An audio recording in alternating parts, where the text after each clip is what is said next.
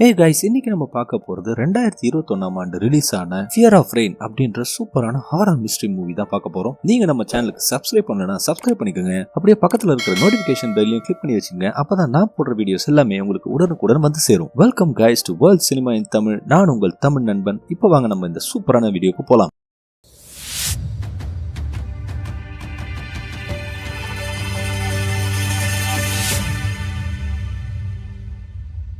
படத்தோட ஆரம்பத்துல ரெயின்ன்ற பொண்ணு ஒரு காட்டுக்குள்ள ராத்திரி தனியா யார்கிட்ட இருந்து தப்பிச்சு ஓடிட்டு இருக்கா. அவளை யாரோ ஒரு மர்மமான ஆளு துரத்திக்கிட்டு வரான். அவ அங்க இருக்கிற ஒரு மரத்து பின்னாடி ஒளிஞ்சுக்கிட்டு தப்பிச்சிட்டோன்னு நினைக்கும் போது அந்த மர்மமான ஆளு அவளை பிடிச்சி தரன்னு இழுத்துக்கிட்டு ஒரு குழி பக்கத்துல போய் அவ கையெல்லாம் கட்டி போட்டு அதுக்குள்ள அவளை வச்சு உயிரோட புதைக்கிறான். கொஞ்ச நேரம் கழிச்சு ரெயின் எப்படியோ அந்த குழிக்குள்ள இருந்து தப்பிக்கிறா. ஆனா துரதிருஷ்டவசமா மறுபடியும் அந்த ஆளு ரெயினை அட்டாக் பண்றான். கட் பண்ண அடுத்த சீன் ரெயின் ஹாஸ்பிட்டல்ல இருக்கிற மாதிரி காட்டுறாங்க. அவ உடம்பு முழுவதும் காயங்களா இருக்கு. அந்த ஹாஸ்பிட்டல் ஸ்டாஃப் அவளை கண்ட்ரோல் பண்ண முடியாம அவ கையில பெல்ட் எல்லாம் போட்டு எப்படியோ அவளுக்கு மயக்க மருந்து போட்டு அவளை தூங்க வச்சிடறாங்க. அவளோட அம்மா மிஷல் ரெயினை நினைச்சு கவலைப்பட்டு இருக்கும் போது ரெயினோட அப்பா ஜான் அந்த டாக்டர் கிட்ட பேசிட்டு இருக்காரு. அந்த பொண்ணுக்கு ஒரு விசித்திரமான வியாதி இருக்கிறதா நமக்கு சொல்றாங்க. அவ கற்பனையான ஆளுங்களை பாக்குறதாகவும் அவங்களோட குரல் இவளுக்கு கேட்கறதாகவும் நமக்கு சொல்றாங்க. சுருக்கமா சொல்லணும்னா ரியல் லைஃப்ல இவளுக்கு ஹாலுசினேஷன் அதிகமா வந்துட்டு இருக்கு. அந்த டாக்டர் அவளை ஒரு சைக்காட்ரிஸ்ட் கிட்ட கூட்டிட்டு போகும்படி ரெயினோட அப்பா ஜான் கிட்ட சொல்றாரு. ஆனா அவங்க பேரண்ட்ஸால ரெயினை ஒரு மென்டல் ஹாஸ்பிட்டல் கூட்டிட்டு போறதை அவங்களால ஏத்துக்க முடியல. அடுத்த சீன்ல ரெயின் தன்னோட தெரபிஸ்ட் கிட்ட பேசிட்டு இருக்கும்போது அவளை யாரோ ஒரு மர்மமான மனுஷன் காட்டுக்குள்ள துரத்திட்டு வந்ததா சொல்லிட்டு இருக்கா.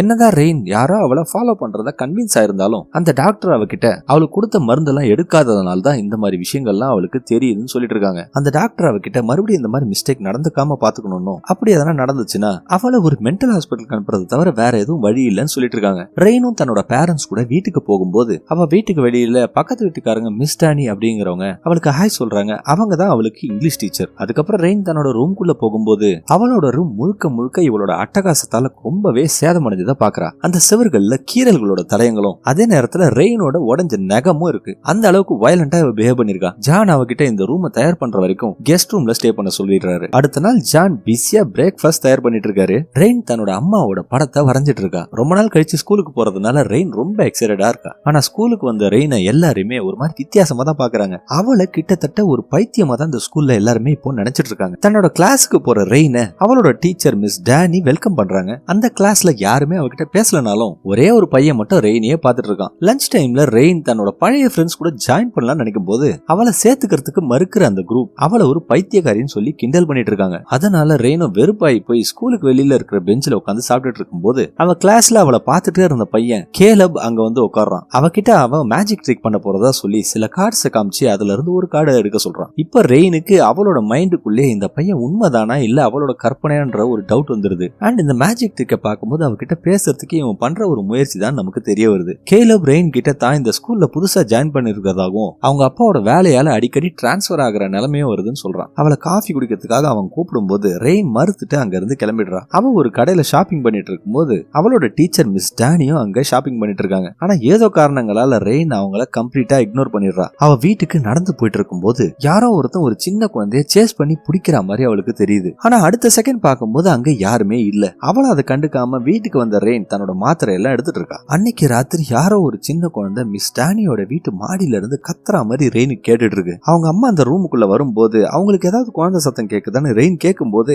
அப்படி எதுவும் எனக்கு கேட்கலன்னு அவங்க சொல்லிடுறாங்க. அதனால ரெயினும் இதுவும் ஒரு கற்பனை தான் சொல்லிட்டு அவன் முடிவு பண்ணிடுறா. இந்த நேரத்துல நம்மளோட ஒரு loyal subscriber bedtime stories for kids 9298 அவங்களுக்கு ஒரு பெரிய தேங்க்ஸ் சொல்றேன். ஏன்னா உங்களை மாதிரி சப்ஸ்கிரைபர்ஸ் தொடர்ந்து எனக்கு ஆதரவு கொடுக்கறதுனால தான் என்னால இன்னும் அதிகமான வீடியோஸ் பண்ண முடியும். So once again thank you so much bro. இப்போ வாங்க நம்ம மறுபடியும் வீடியோக்குள்ள போலாம். அடுத்த நாள் ஸ்கூல்ல கேலப் ரெயின் கிட்ட எங்கேயாச்சும் வெளியே போலாமான்னு கேட்கும்போது சரி ஓகேன்னு முடிவு பண்ண ரெயினும் கேலபோட கார்ல போயிட்டு இருக்கா. அந்த நேரத்துல பலமான மழை பெய்யும் போது கேலப் தன்னோட கார்ல இருக்கிற வைப்பர் வேலை செய்யாதனால காரை ஒரு இடத்துல நிறுத்திடுறான். அந்த நேரத்துல ரெயினுக்கு அந்த காரோட ரேடியோல இருந்து விசித்திரமான குரல் எல்லாம் கேக்குது. அந்த குரல் அவளை அந்த கார்ல இருந்து எப்படியாவது தப்பிச்சு போயிடுன்னு சொல்லிக்கிட்டே இருக்கு. திடீர்னு பதட்டமாகிற ரெயினை நோட் பண்ற கேலப் எல்லாம் ஓகே தானேன்னு கேட்கும்போது அவளுக்கு உடனே வீட்டுக்கு போகணும்னு சொல்றான். அதனால கேலபோ ரெயினை வீட்டுக்கு கூட்டிட்டு வந்து டிராப் பண்ணிடுறான். அப்போ ரெயின் கேலப் கிட்ட அவங்க எதுவுமே செய்யலனாலும் இதுதான் என்னோட பெஸ்ட் டே அப்படின்னு சொல்றா. வீட்டுக்கு வந்த ரெயின் கிட்ட அவங்க அம்மா மிஷல் எங்க போயிருந்தேன்னு கேட்கும்போது அவ கேலப்ன்ற ஒரு பையன் கூட நான் வெளியே போயிருந்தேன்னு சொல்லும் போது அவங்க அம்மாக்கு இப்பதான் ரெயின் ஒரு நார்மலான டீனேஜ் லைஃப வாழ்றா அப்படின்றத நினைச்சு சந்தோஷப்படுறாங்க. அன்னைக்கு ராத்திரி ரெயினுக்கு மறுபடியும் அந்த சின்ன பொண்ணோட அலறல் சத்தம் மிஸ் டானியோட வீட்டுல இருந்து வரா மாதிரி கேக்குது. அவளும் அந்த நேரத்துல பயத்துல அலறி அடிச்சு கத்தும் போது அவங்க பேரண்ட்ஸ் அங்க வந்துடுறாங்க. இந்த விஷயத்த பத்தி அவளோட அப்பா அம்மா கிட்ட அவ சொல்றா. ஆனா அதை அவங்க நம்ப மறுத்துறாங்க. ஏன்னா மிஸ் டேனிக்கு ரிலேஷன்ஸோ குழந்தைகளோ இல்ல அப்படின்னு சொல்றாங்க. ரெயினும் மறுபடியும் அதை சொல்லிக்கிட்டே இருக்கும்போது ஜான் நாளை காலையில மிஸ் டேனி கிட்ட இதை பத்தி பேசுறேன்னு சொல்லிடுறாரு. அடுத்த நாள் காலையில ஜான் ரெயினும் இதை பத்தி மிஸ் டேனி கிட்ட கேட்கலான்னு கேட்டுட்டு இருக்கும்போது யாராவது அக்கம் பக்கத்துல இருக்கிற குழந்தைங்க கத்துற சத்தம் அவங்களுக்கு கேட்டிருக்கும்னு சொல்றாங்க. அந்த நேரத்துல ரெயின் இவங்க போய் சொல்றாங்கன்னு சொல்லிட்டு இருக்கா. மிஸ் டேனிக்கு இவங்களோட ஃபேமிலியை பத்தி ரொம்ப நாள் தெரியுங்கிறதுனால அவங்கள வேணா உள்ள போய் செக் பண்ணிக்க சொல்றாங்க. உள்ள போய் பார்க்கும்போது அங்க நிறைய பொம்மைகள் இருக்கு. தன்னோட பாட்டிக்கு பொம்மைகள் கலெக்ஷன் பண்றதுல ரொம்பவே ஆர்வம், அதனாலதான் இவ்வளவு பொம்மைங்க இருக்குன்னு மிஸ் டேனி சொல்றாங்க. அவங்க இறந்ததுல இருந்து இந்த ரூம்குள்ள நான் வரதே இல்லைன்னு சொல்லிட்டு இருக்காங்க. வீட்டுக்கு வந்த ரெயின் ஜான் கிட்ட அந்த ரூம்குள்ள மிஸ் டேனி பல வருஷமா போகலன்னு சொல்றது சுத்த போய், ஏன்னா என்னோட இந்த வருஷ கிளாஸ் புக் அந்த ரூமுக்குள்ள நான் பார்த்தேன் அப்படின்னு சொல்றா. அந்த நேரத்துல ஜான் தேவையில்லாம அவங்க மேல பழியக்கூடாதுன்னு சொல்லி ரெயினை ஸ்டாப் பண்ணிடுறாரு. அதுக்கப்புறம் ரெயின் தன்னோட தெரபிஸ்ட பாக்குறதுக்கு வெயிட் பண்ணிட்டு இருக்கும்போது அந்த லோக்கல் ஏரியால ஏதாவது குழந்தைங்க மிஸ் ஆயிருக்காங்களான்னு சொல்லி கூகுள் பண்ணி பார்க்கும்போது அதுல எதுவும் தெரியல. அவளோட தெரபிஸ்ட் ரெயின் மிஸ் டேனி மேல சந்தேகப்படுற விஷயத்த பத்தி சொல்லிட்டு அவ சொல்றது மட்டும் பொய்யா இருந்தா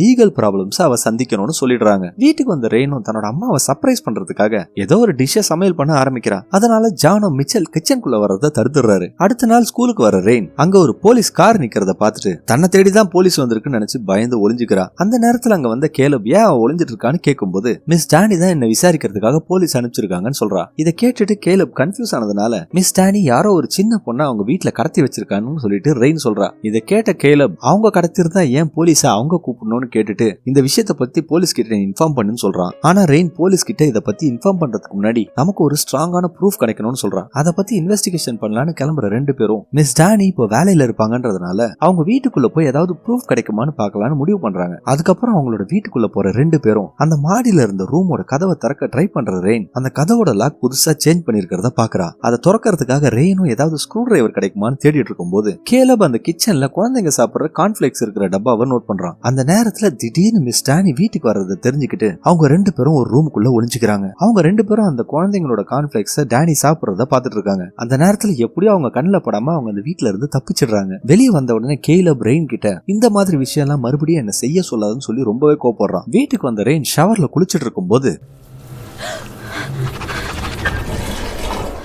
கொஞ்ச நேரத்துல அந்த ரத்தம் எல்லாம் காணாம போயிடுது. ரெயின் கிட்ட மிஷல் எப்ப அவ கேலப தான் கிட்ட இன்ட்ரோடியூஸ் பண்ண போறதா கேட்கும்போது அவளுக்கு கேலப் உண்மையான ஆளு தானா இல்ல வெறும் அவளோட கற்பனை தானா அப்படின்றதுல டவுட் இருக்கு. அப்ப அவங்க அம்மா அவகிட்ட கற்பனையான மனிதர்கள் கூட எல்லாம் பேசுறது உனக்கு நல்லது இல்லைன்னு சொல்லிட்டு இருக்கும்போது ஃப்ரெண்டே இல்லாததை விட கற்பனையான மனிதர்கள் ஃப்ரெண்டா இருக்கிறது எவ்வளவு பரவாயில்லன்னு ரெயின் சொல்றா. இதை எல்லாத்தையும் ஜான் ரூமுக்கு வெளியே இருந்து கேட்டுட்டு இருக்காரு. அடுத்து வர சில நாட்கள்ல ரெயினும் கேலபும் அதிகமான டைம் ஸ்பெண்ட் பண்ணி இன்னும் க்ளோஸ் ஆயிடுறாங்க. அதுக்கப்புறம் அவங்க ரெண்டு பேரும் இன்டர்நெட்ல காணாம போன குழந்தைங்களை பத்தி சர்ச் பண்ண ஆரம்பிக்கிறாங்க. கொஞ்ச நேரம் கழிச்சு ரெயின் பார்த்த அதே பொண்ணு மிஸ்ஸிங்ன்ற நியூஸை பார்த்து ரெயின் ரொம்பவே அதிர்ச்சி ஆயிடுறான். அந்த பொண்ணு சில நாட்களுக்கு முன்னாடி காணாம போயிருக்கிறதா அந்த நியூஸ்ல போட்டிருக்கு. இதை பார்த்துட்டு ரெயின் அந்த பொண்ணோட அப்பா அம்மாக்கு நம்ம கண்டிப்பா இதை இன்ஃபார்ம் பண்ணணும்னு சொல்லிட்டு அங்க இருந்து ஒரு கேன் தண்ணி வாங்குறதுக்காக வெளியே போற ரெயின் ஆக்சிடென்ட்ல வெளியே அவளோட பழைய ஃப்ரெண்ட பாக்குறான். அவ தன்னோட பர்சனல் பிரச்சனைகளை நினைச்சு அழுதுட்டு இருக்கும்போது அவளை சாந்தப்படுத்தலான்னு போற ரெயின் அவ புடிச்சு தள்ளி விட்டுட்டு அவளோட வியாதியோட பேரை சொல்லி உன்ன போல நான் இல்ல அப்படின்னு சொல்லிட்டு இருக்கும்போது அங்க எல்லாருமே இந்த விஷயத்த பாத்துடுறாங்க. கேலபோ இதை கேட்டு ரொம்பவே அதிர்ச்சி ஆயிடுறான். அதுக்கப்புறம் அசிங்கப்பட்டதா நினைச்சுக்கிட்டு ரெயின் வெளியே தனியா உட்காந்துட்டு இருக்கும்போது அவகிட்ட கேலப் இந்த விஷயத்தெல்லாம் நான் சீரியஸாவே எடுத்துக்கல, இதை நினைச்சு நீ வீணா வருத்தப்படாதான்னு சொல்லிட்டு இருக்கான். அதுக்கப்புறம் அவங்க ரெண்டு பேரும் ஒரு வாக் போயிட்டு இருக்கும்போது கேலப் ரெயின் கிட்ட இந்த வியாதியால உனக்கு என்ன பிரச்சனை அப்படின்னு கேட்கும்போது அவளுக்கு வித்தியாசமான குரல்கள் எல்லாம் கேட்கணும், அது வழக்கத்துக்கு மாறான விஷயங்கள் எல்லாம் அவகிட்ட சொல்லணும்னு சொல்லிட்டு இருக்கா. அன்னைக்கு சாயந்தரம் வீட்டுக்கு வர ரெயினை ஜான் சர்ப்ரைஸ் பண்றதுக்காக அவளோட ரூமை ரெடி பண்ணிட்டு அவர்கிட்ட காட்டுறாரு. அதை பார்த்துட்டு அவரோட எஃபர்ட்டுக்கு நன்றி சொன்ன ரெயின் கொஞ்ச நாள் அந்த கெஸ்ட் ரூம்லயே நான் தங்கிடுறேன்னு சொல்லிடுறா. அன்னைக்கு நைட்டு நடு ராத்திரி எழுந்து அவங்க அம்மா அழுதுட்டு இருக்கிறத பாக்குற ரெயின் அவங்க ரெயினோட பழைய சின்ன வயசு போட்டோ எல்லாம் பார்த்துட்டு ரொம்ப வருத்தப்பட்டு இருக்கிறத நோட் பண்றா. அவளுக்கு அந்த வியாதி கண்டிப்பா குணமாயிடும் சொல்லி அவங்க அம்மாவும் அவளுக்கு ஆறுதல் சொல்றாங்க. அடுத்த நாள் ரெயின் கேலப இக்னோர் பண்ண ஆரம்பிக்கிறான். ஏன்னா அவ உண்மை இல்லைன்னு சொல்லி அவ இப்போ நம்பிட்டு இருக்கா. அவனும் ரெயின் கிட்ட பேசலான்னு ட்ரை பண்ணும் போதெல்லாம் அவ அவனை இக்னோர் பண்ணிக்கிட்டே போயிட்டு இருக்கா. இதனால கடுப்பான கேலப் அன்னைக்கு ராத்திரி ரெயினோட வீட்டுக்கு ஜன்னல் வழியா உள்ள போய் ஏன் அவனை அவாய்ட் பண்றான்னு கேட்கும்போது அவன் ரொம்ப பெர்ஃபெக்ட்டா இருக்கிறதுனால உண்மையா இருக்க முடியாதுன்னு ரெயின் சொல்லிட்டு இருக்கா. அதுக்கு கேலப் நான் ஒரு சாதாரணமான ஆளுதான் சொல்லிட்டு இருக்கும்போது அந்த நேரத்துல திடீர்னு அந்த சின்ன பொண்ணோட குரல் ரெண்டு பேருக்குமே கேக்குது. இப்ப கேலபுக்கும் அந்த பொண்ணோட குரல் கேட்டதுனால ரெயினோட மனசுல இருந்த பாரமே இப்போ குறைஞ்சு போச்சு. அந்த நேரத்துல அது என்னதான்னு பாக்கலாம்னு சொல்லி அவங்க ரெண்டு பேரும் வெளியே போயிட்டு கேலப் அவங்க வீட்டோட ஜன்னலை திறக்கலாம்னு நினைக்கும் போது அதுல இருந்த கண்ணாடி உடைஞ்சிடுது. இந்த சத்தம் கேட்ட மிஸ் டானி யாரா இருக்கும்னு வெளியே பார்க்கும்போது ரெயின் தன்னோட வீட்டுல இருந்து ஓடுறத பாத்துறாங்க. அதனால மிஸ் டானி போலீஸ கூட்டிட்டு ரெயினோட வீட்டுக்கு வந்து இந்த விஷயத்த பத்தி பத்தி ஜான் கிட்ட சொல்லிட்டு இருக்காங்க. அதே நேரத்துல அவங்க ரெயின் வரைஞ்ச ஒரு படத்தை அவளோட டெஸ்க்ல இருந்து எடுத்ததா காட்டும் போது அதுல மிஸ் டானி ஒரு சின்ன குழந்தை கிட்னாப் பண்ற மாதிரி வரைஞ்சிருக்கா ரெயின். நம்மளும் ஸ்கூல் படிக்கும் போது டீச்சர்ஸ் டிசைனா வரைஞ்சிருப்போம். அந்த எக்ஸ்பீரியன்ஸ் உங்களுக்கு இருந்தா கண்டிப்பா கமெண்ட்ல சொல்லுங்க. ஏன்னா நானும் வரைஞ்சிருக்கேங்க. ஜான் அவங்க கிட்ட ரெயின் கிட்ட இதை பத்தி பேசுறதா சொன்ன உடனே அவங்களும் அதை அக்செப்ட் பண்ணிட்டு அங்க இருந்து கிளம்பிடுறாங்க. அவங்க போனதுக்கு அப்புறம் ரெயினை ஜான் பயங்கரமா திட்டிட்டு இருக்கும் போது அந்த ஜன்னல கேலப் தான் உடைச்சான்னு சொல்லி ரெயின் சொல்லிட்டு இருக்கா. அதை கேட்ட ஜான் அப்செட் ஆகி அவளோட ஃப்ரெண்டும் ஒரு கற்பனையான கதாபாத்திரம் தான் சொல்லிட்டு இருக்காரு. அவளு ஜான் மாத்திரை எல்லாம் கரெக்டா எடுத்துட்டு இருக்கான்னு கேட்கும் போது சரியாவே பதில் சொல்லாத ரெயினை கைய பிடிச்சி போர்ஸா இழுத்துக்கிட்டு போய் அந்த மாத்திரையை போடும்படி சொல்றாரு. இதனால கோவமான ரெயின் ஒரு பஞ்ச் மாத்திரை எடுத்து வாயில போட்டுக்கிட்டேன்னு சொல்லும் போது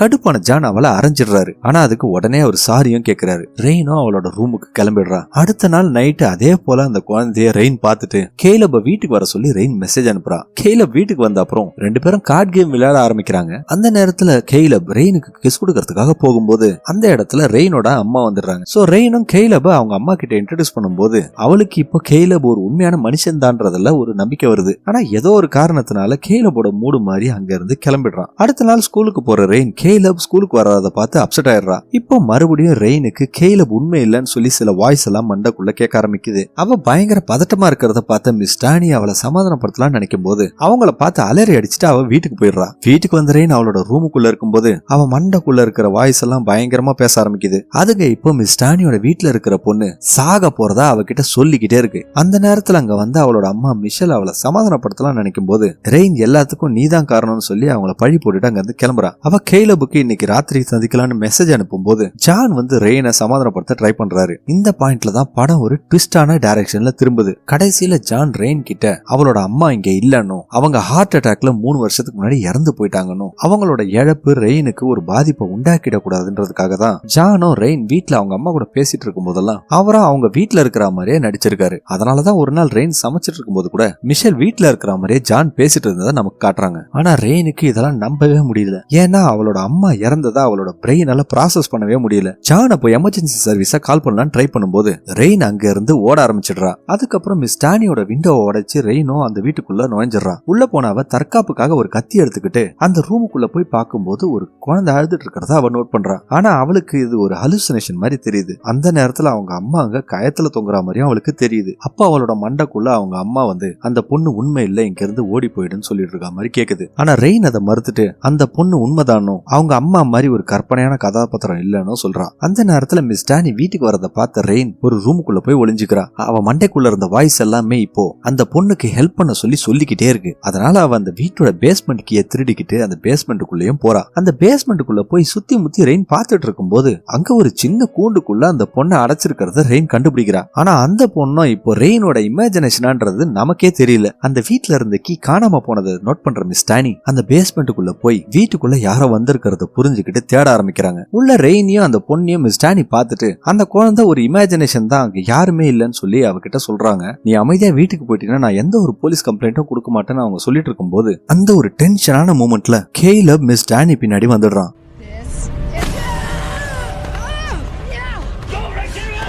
அவன் மிஸ் டானிய பின்னாடி இருந்து அட்டாக் பண்ணிட்டு ரெயின் இங்க இருந்து தப்பிக்கும்படி சொல்றான். அப்போ எப்படியோ கேலபோட கழுத்துல ஒரு கயத்தை போட்டு இருக்கிற மிஸ் டானி ரெயினுக்கு இப்போ கேலபா அந்த குழந்தையான்னு சொல்லி சாய்ஸ் கொடுக்குறாங்க. அதுல இருந்து தப்பிச்ச கேலப் டானி கிட்ட சண்டை போட்டுட்டு இருக்கும் போது ரெயினும் அந்த குழந்தைய தூக்கிக்கிட்டு பேஸ்மெண்ட்ல இருந்து தப்பிக்கிறா. வெளியே நின்னுட்டு இருந்த ரெயினோட அப்பா ஜான் ரெயின் சொன்ன விஷயம் உண்மைதான்னு புரிஞ்சுக்கிட்டு ரொம்பவே ஷாக் ஆகி போயிடுறாரு. அந்த நேரத்துல போலீஸும் அந்த வீட்டுக்கு வந்த அப்புறம் ரெயின் மறுபடியும் அந்த வீட்டுக்குள்ள போய் கேலபை எப்படியாவது காப்பாற்றணும்னு சொல்லிட்டு இருக்கா. அப்ப ஜான் அவகிட்ட கேலப் உண்மை இல்லைன்னு சொல்லிட்டு இருக்கும் போது அடிப்பட்ட கேலபும் அந்த வீட்டோட பேஸ்மெண்ட்ல இருந்து தப்பிச்சு வர்றத பார்த்த ஜான் ரொம்பவே ஷாக் ஆயிடுறாருங்க. இப்பதான் ரெயின் சொன்னது போலவே கேலபும் ஒரு உண்மையான ஆளுதான்னு சொல்லி ஜானுக்கு புரியுது. கேலபையும் ஒரு ஆம்புலன்ஸ்ல ஹாஸ்பிட்டலுக்கு கூட்டிட்டு போயிடுறாங்க. சில நாட்கள் கழிச்சு மிஷலோட கல்லறைக்கு ஜானும் ரெயினும் போறாங்க. அப்ப ரெயின் ஜான் கிட்ட இன்னும் அவளுக்கு இந்த குரல்லாம் கேட்டுக்கிட்டு இருக்கணும், ஆனா அந்த குரல் எல்லாம் இப்ப நான் ஹேண்டில் பண்ண கத்துக்கிட்டேன்னு சொல்லிட்டு இருக்கா. கடைசி சீன்ல தன்னோட ரூமுக்குள்ள போற ரெயின் அந்த பெட்ல படுக்கும் போது பக்கத்துல அவங்க அம்மா மிஷல் இருக்கிற மாதிரி காட்டுறாங்க. எப்படி இருந்தாலும் அவங்க அம்மா ரெயினோட வாழ்க்கையில கடைசி வரையும் இருப்பாங்க. ஓகே கைஸ், வீடியோவை பார்த்ததற்கு நன்றி.